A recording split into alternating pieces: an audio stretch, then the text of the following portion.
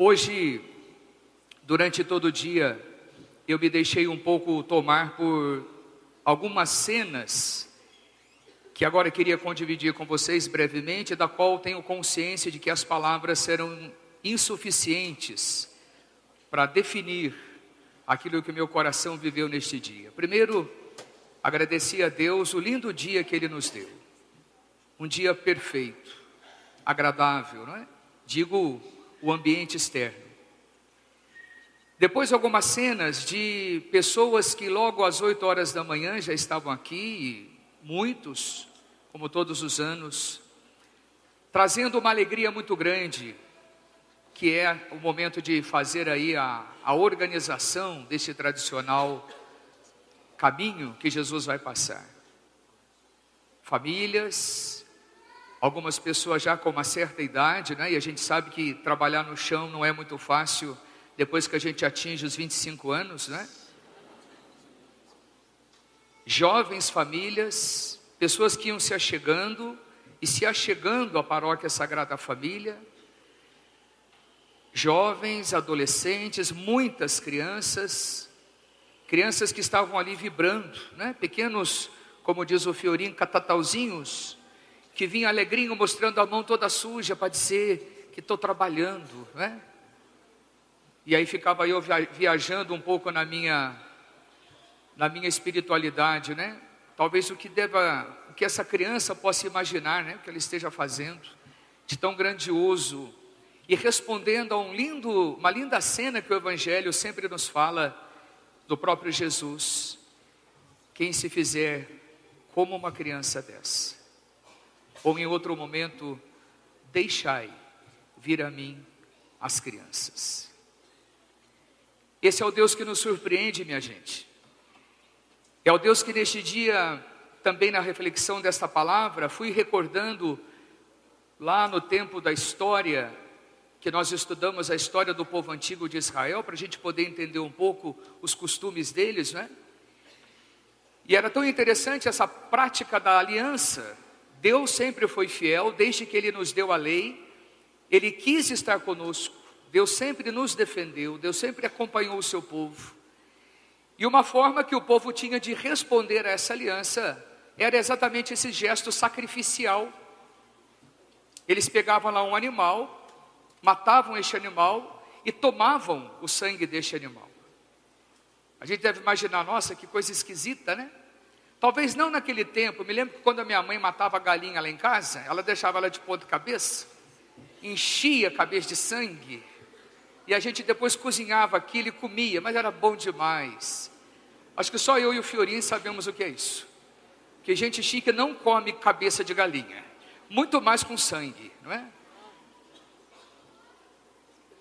Mas era uma forma que, ao tomar o sangue daquele animal, eles estavam pedindo para eles a vitalidade daquele animal, a força daquele animal. Veja a simbologia de beber o sangue do animal. Mas o que agradava a Deus não era o sacrifício do animal. Evidentemente, como é que nós temos um Deus que é criador da vida e se alegra porque a gente mate um animal? Não. O que era o verdadeiro sacrifício de Deus? Era o gesto da vida daquela pessoa, ela se comprometendo com a aliança. Por isso que nós vamos entender que o maior gesto sacrificial de Cristo não era o desejo do Pai que Ele morresse de maneira cruenta, mas era o gesto da sua entrega no projeto do Pai. E é isso que Deus quer de nós. Então, quando nós nos aproximamos da Eucaristia, quando nós tomamos o seu corpo e o seu sangue, e isso é muito importante a gente saber, não é? Quando você toma a partícula, o corpo de Cristo, você está comungando a totalidade de Cristo.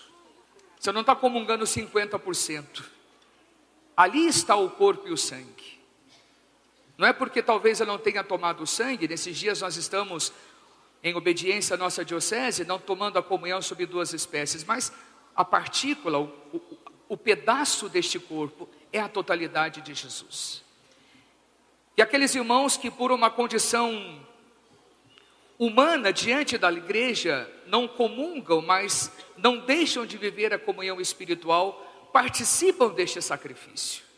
E a igreja precisa cada vez mais ajudá-los a compreender isso. Você está em comunhão com Cristo, porque o desejo não é o gesto de comungarmos, é o desejo do coração. Então toda vez que eu vou à igreja com o desejo de viver comunhão, eu estou entrando nesta linda experiência de me deixar alimentar com o corpo e o sangue de Cristo. E por que bebemos o sangue de Cristo? Vamos voltar no tempo da antiga aliança. Porque tomando o corpo de Cristo na minha carne, eu quero assumir em mim a vitalidade deste homem. Quero eu ser Cristo na história do meu povo. Sacrosanto Concílio recorda isso para nós, no Vaticano II. Eu desejo ser Cristo na vida das pessoas. E é só por isso, minha gente, que a Eucaristia tem sentido de ser. Então a igreja tem essa responsabilidade muito grande de continuar anunciando o projeto da catequese. O que é a catequese? É esse anúncio do Evangelho de maneira cuidadosa, para que as pessoas compreendam o que nós estamos fazendo aqui. E nós temos consciência, quando a criança está fazendo a primeira comunhão, quando muitos adolescentes estão recebendo o Santo Crisma, talvez eles não compreendam isso. Mas não é a totalidade. Nós temos na história da igreja tantos testemunhos de crianças que compreenderam a profundidade do que era viver a Eucaristia. As nossas crianças que vêm à missa das 10 vão se recordar que durante todo o mês, do finalzinho de abril e maio, a Super Pink trabalhou de maneira tão bonita, no seu momento, a história de São Domingos Sávio. Esse menino, com 13 anos, deu esse testemunho. No dia da sua Eucaristia, ele viveu um tempo total de sacrifício, de jejum, e fez o seu propósito. Os meus amigos serão Jesus e Maria. Quem é que faz um propósito desse? Com o WhatsApp aí cheio de tanta gente, com as suas redes sociais, você vê, olha quantos amigos eu tenho. Amigo da onça. Quero morrer, mas jamais pecar. Talvez seja essa também, o Deus ter escutado esse apelo deste adolescente. Se você não quer pegar, meu filho, eu vou tratar de levar você logo para o céu. Morreu aí com seus quase 14 anos. Viveu. Esse menino amanhecia as madrugadas da igrejinha em que onde ele vivia, madrugadas absurdas, antes do padre abrir a igreja, neve, ali estava ele. Hoje, talvez para a gente vir à igreja, é um sacrifício tão grande. Com toda a comodidade que temos. Esse menino caminhava quilômetros e quilômetros e quilômetros, e aquele tempo não tinha problema de caminhoneiro, não tinha gasolina, era a pé. Assim fez Madre Mazzarello, uma jovem camponesa, que da sua janela, da sua casinha em Mornese, olhava a igreja, a sede do coração desta mulher, de ir ao encontro daquela igreja. Neste momento o padre está rezando, neste momento Cristo está sendo adorado. São testemunhos tocáveis, não são coisas extraordinárias, mas alguém que se deixou apaixonar por Jesus. Hoje nós vivemos com muita tristeza, e era um dos pontos também que meditava durante todo este dia, diante desta triste realidade que vivemos, e vamos falar apenas do Brasil. Não falemos da Europa, que está destruída espiritualmente. Não falemos do norte da América, que está destruído em valores. Não falemos do Oriente, que está em plena guerra. Falemos só de nós. O nosso país, tão destruído, por ganância, por poder. O que a desgraça desse mal faz na vida das pessoas. Deploravelmente estamos abandonados. Mas não é o problema de lá, de cá, somos todos nós, minha gente. É triste perceber que estamos nos desvalorizando a passos largos. Não sei quem criou esse modo de ser importante na sociedade, mas você tem que ir, custe o que custar, a todo custo. Eu vejo o coitado dessas crianças desesperadas nesse tempo de vestibular. Você tem que passar, você tem que ir para as melhores escolas, você tem que conseguir o melhor lugar. Mas esquecemos do que é essencial. Estamos tão preocupados com os primeiros lugares, esquecendo da vida humana. Não existe mais um cuidado educacional dentro das nossas escolas? Aonde está o aprendizado mínimo da moral, do civismo, de uma sociologia, de uma filosofia? Não, isso não importa. Eu preciso de matemática, de português, de química, de física, porque é isso que vai entrar no vestibular. Quem criou essa lógica no país? De que eles precisam ser grandes homens e tão vazios da vida humana? Desculpe dizer, talvez por isso a gente esteja perdendo os adolescentes assim. Estão se matando, a vida está desgraçada. Mas nós não podemos mais falar de Deus, não é verdade? Escola não é ambiente para se falar de religião. Deus não pode estar mais presente nos meios. Eu não posso mais celebrar o dia da minha mãe nem do meu pai, porque ideologias não querem mais que eu celebre. Entendam o que eu estou dizendo, eu não sou contra isso ou aquilo, mas que é preciso haver respeito. Se eu não quero ter mãe, se eu não quero viver o casamento como manda a lei de Deus, alguém quer viver e alguém precisa ser respeitado. Precisamos. Eu vou continuar celebrando a minha mãe, vou continuar celebrando o meu pai. Se você não quer construir família, é a tua escolha, mas nós não podemos deixar morrer. E esse é o testemunho, minha gente, de ver uma igreja assim, porque o mundo já está destruindo todos esses valores. E sabe quem é que está ensinando isso? Nas nossas escolas e nas nossas universidades, aqueles que os adolescentes e jovens consideram heróis. Porque para eu destruir a família, destruir a religião, destruir o valor da moral, eu tenho que ter muita sabedoria. E eles estão se deixando vender por esses diálogos. Porque quem quer vender uma ideologia tem competência de falar tão mal. Digo isso porque tenho atendido adolescentes que estão com raiva da igreja, raiva de Deus. Padre, eu estou dizendo isso para você porque é isso que eu estou aprendendo na minha escola, na minha universidade. Tudo que eu aprendi dentro de casa foi balela. Eu hoje tenho vergonha de poder dizer que a minha mãe me ensinou essas coisas. Hoje eu estou aprendendo a viver. Minha gente, sabe que é para nós salesianos, mas para qualquer um, você escutar isso de um jovem: eu estou jogando no lixo o aprendizado do meu pai e da minha mãe, porque um desgraçado dentro da universidade falou coisas mais importantes. Resultado, o que está sobrando dessa sociedade? Gente se suicidando, famílias destruídas, nós estamos colhendo isso. Padre, onde nós vamos parar? Ter a coragem desse testemunho. Quanta gente, minha gente, hoje talvez esteja tirando sarro da gente. Não é à toa que muitos passam do lado dessa igreja, você viu bem no início da missa, buzinando alto, acelerando alto, uma forma de dizer: eu sou contra o que esse, desculpe dizer, e falo por mim, esse bando de idiota está fazendo dentro da igreja.